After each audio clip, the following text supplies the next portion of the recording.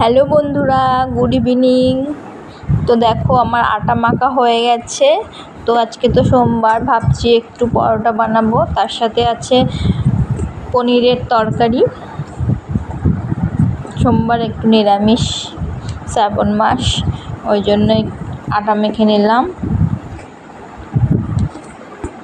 আটা প্রায় মাখা হয়েই গেছে, মেখে রেখে দেব। পরে 9:30 বাজলে পরোটাগুলো বেলে নেব, বেলে তারপরে তৈরি করে ফেলবো। তো সবাই কেমন আছো জানিও একটু প্লিজ। আমার চ্যানেলে যদি নতুন হও তাহলে চ্যানেলটা সাবস্ক্রাইব করো।